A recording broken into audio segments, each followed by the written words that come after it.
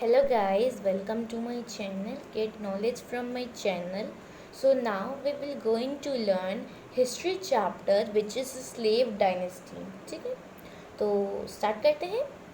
Muhammad Ghori died in 1206 CE, leaving no heir to the throne.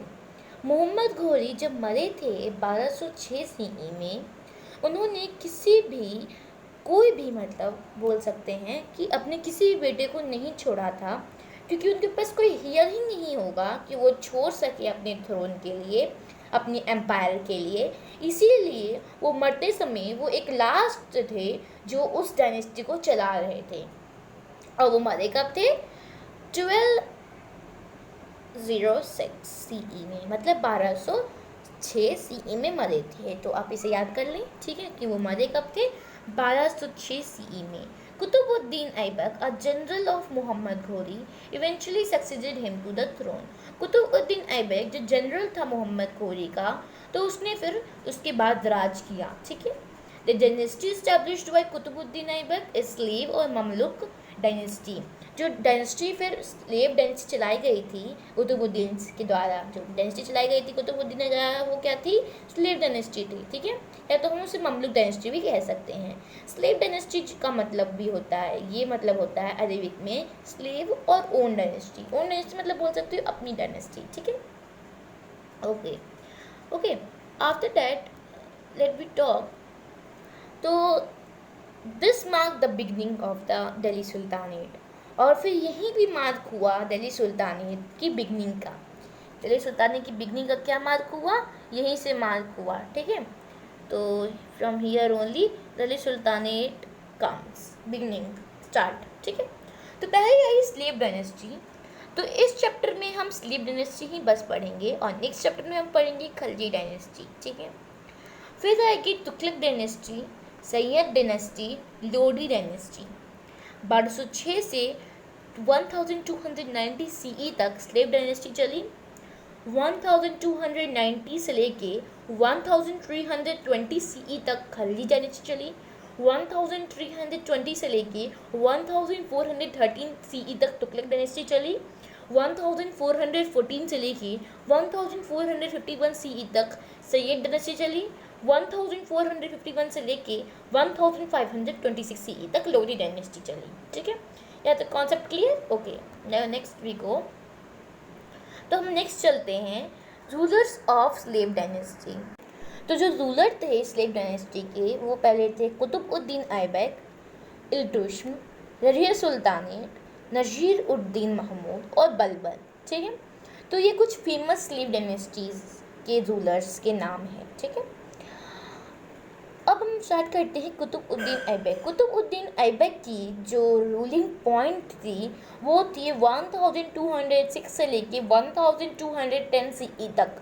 ठीक है, Qutbuddin Aibak dynasty established by Qutbuddin Aibak came to be known as slave और Mamluk dynasty.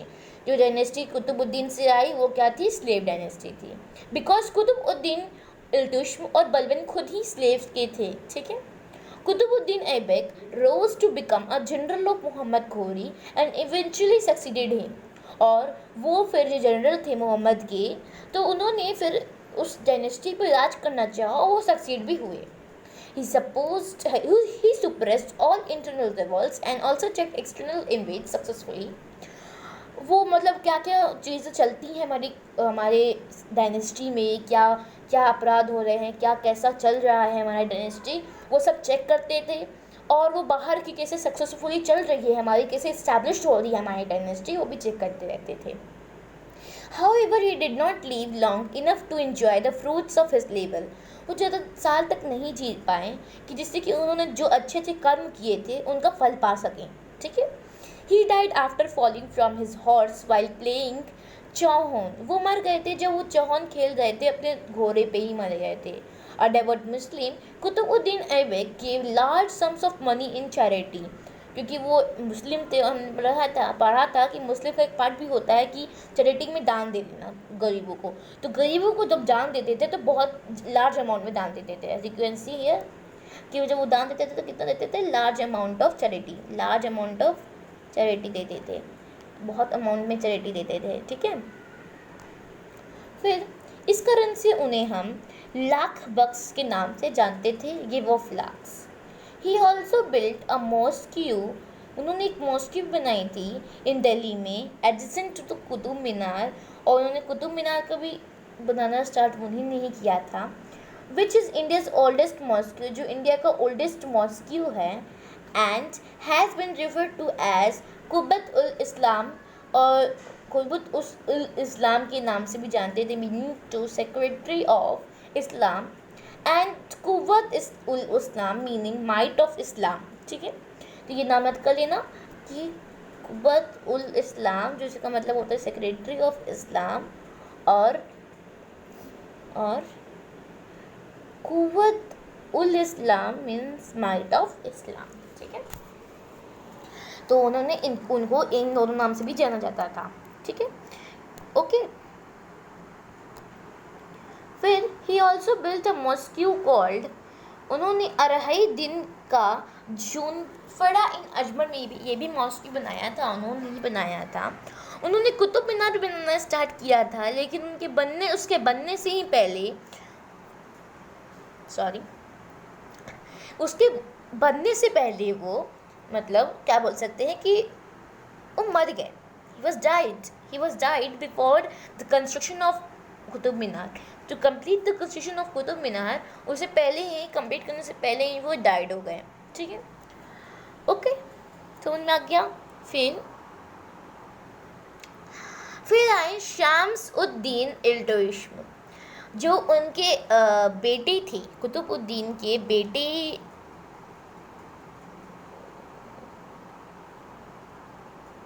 नहीं बोलो, सन in law बोलो, ठीक है, बेटे नहीं है, सन इन लॉ थे, ठीक है, okay.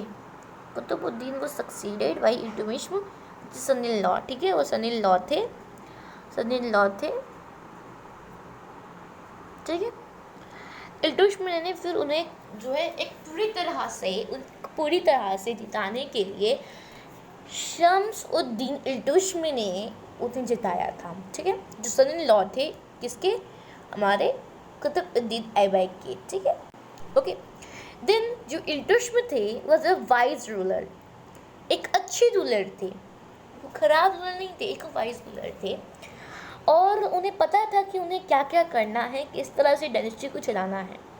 To please the Turkish nobles and win their support, he introduced the Iqtidari system, where he divided territories or iqtas amongst nobles and made them responsible for his administration, revenue collection.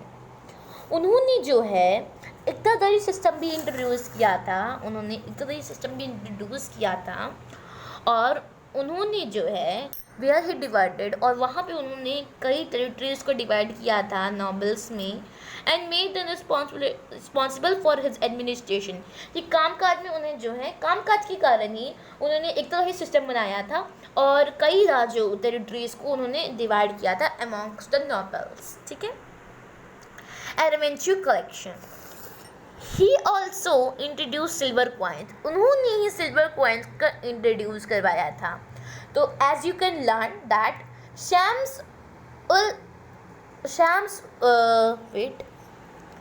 Shams Uddin Iltutmish जो है उन्होंने silver coins का introduce करवाया था। तो as you can learn it, क्योंकि हो सकता है कि आगे जो है आपको ये सब आ जाए कि who has introduced silver coins, तो as you can say the answer Shams Uddin Iltutmish, ठीक है। नेक्स्ट जानते हैं हम the generals of Muhammad Ghori harassed him. The Rajputs wanted to take advantages of situation and thus tried to assert themselves. तो हम यहाँ पे बोल सकते हैं कि राजपूत जो थे वो चाहते थे उसका एडवांटेज उठाना चाहते थे, लाभ उठाना चाहते थे उस वक्त सिचुएशंस में, इसीलिए उन्होंने उन पर एसर्ट किया, ठीक है। तो ये फिगर देख रहे हैं आप, अढ़ाई दिन का छोपड़ा इन अजमेर एंड कुव्वत उल इस्लाम इन दिल्ली, ठीक है। तो ये मेरा ये बना हुआ है जो किसने बनाया था, कुतुबुद्दीन ऐबक ने। किसने बनाया था, कुतुबुद्दीन ऐबक ने बनाया था इसे, ओके। किसने बनाया था? Qutubuddin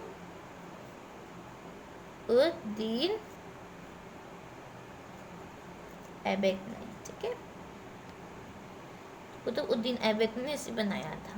okay. Then next introduce conquests. So here we learn about next. About Iltutmish is also only, but conquest we will learn. Iltutmish got his claim to the throne, approved the Khalifa and Caliph. Next he defeated Yildiz, the ruler of Ghazni and Kubakka, the ruler of Multan, and pushed them out of Punjab. He suppressed the Khalid revolt in Bengal. The Rajput rulers of Gwalior, Malwa, Ujjain, Ratnapur and Mandu were also defeated by whom? By Iltutmish. Iltutmish has defeated many of the peoples to take their kingdoms. Iltutmish diplomatically saved India from the threat of Mongol invasion. Mongol के attack से India को भी उन्होंने ही बचाया था. किसने बचाया था? इल्तुतमिश ने मंगोल के इन्वेशन से. When he refused to give shelter to Shah of Persia, और उन्होंने शाह ऑफ पर्शिया को शेल्टर देने से मना कर दिया था इन किसमें? 1221 CE में. ठीक है. अब ये क्यों मना किया था? हो सकता है आगे देखना मिले. ठीक है. ओके, देखते हैं. About this time मंगोल्स अंदर दिस लीडर, उस समय मंगोल जो था जेहिस खान के अंदर में था. किसके था? जेहिस खान के अंदर में. ठीक है. Chasing the shah of Persia, जो शाह ऑफ पर्शिया को चेज कर रहा था, came right of bank of Indus river, जो किसके पास गया? इंडस रिवर के पास गया. Causing terror where they went, मतलब उसका पीछा करते करते कहाँ शाह ऑफ पर्शिया जा रहा था उसका पीछे कर रहा था. कौन? जेहिस Khan. Realizing the threat to the invention, okay, realizing the threat to his empire, Iltutmish refused to give shelter of Shah of Persia. Iltutmish ने शाह ऑफ पर्शिया को इसलिए मना कर दिया था एम्पायर देने के लिए, क्योंकि जिस से शाह ऑफ पर्शिया शेल्टर मांग रहा था उसको जेहिस खान बाद में मार दे रहा था. He was kill him.